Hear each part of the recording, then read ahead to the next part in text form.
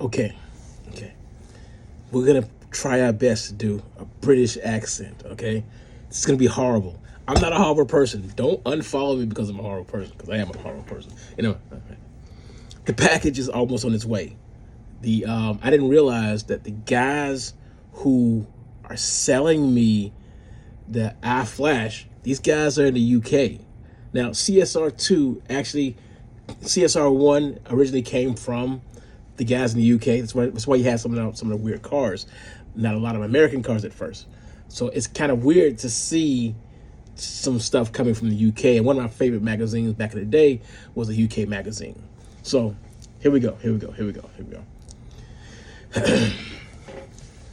At 8:46 a.m. Booking made. That's me saying booking made. Okay, here we go. At 13:34, so that's 1:34 p.m. Collected by Valrender. That's a transport. And then at 16:57, that's 4:57. See, this is the reason why I'm not in the military. That's 4:57. Processed at Origin Depot. And then the next one is going to be at 23:03, which is that's that. I'm not doing that anyway. I think it's 11:03 p.m.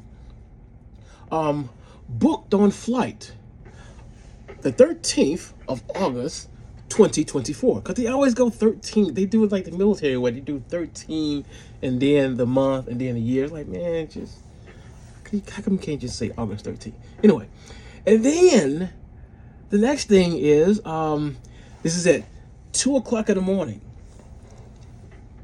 2:04 to be exact. Delivered to airplane. No, delivered to airline. So that doesn't sound British at all. Delivered to airline. That sounds robotic. And then the next one is at 9:33 a.m. Flight departed.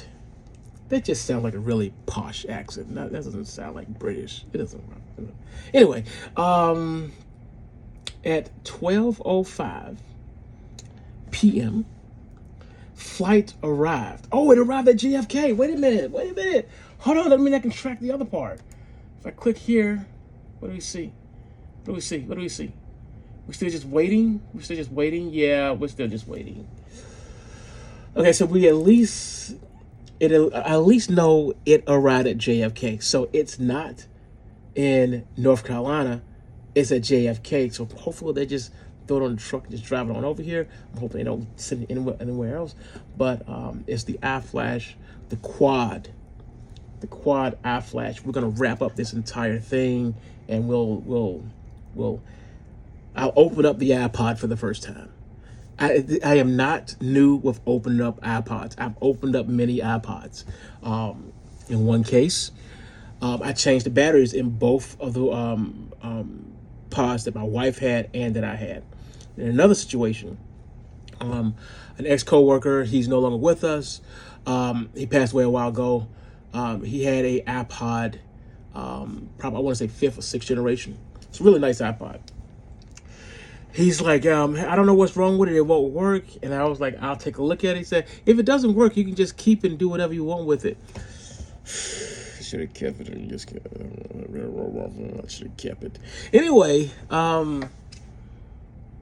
I found out that he had been using a generic cable, and the generic cable just didn't like the device. So me plugging it in with an authentic Apple cable, it had all the registration and stuff in it because we have smart cables now, and it worked out. And he ended up getting it, and he listened to music for years until he, passed away and everything. But that's my experiences with iPods.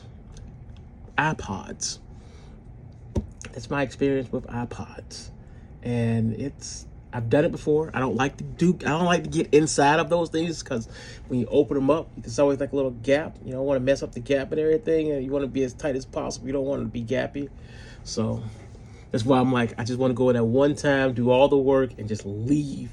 I ain't coming in here again. I ain't making no other adjustments. Nothing.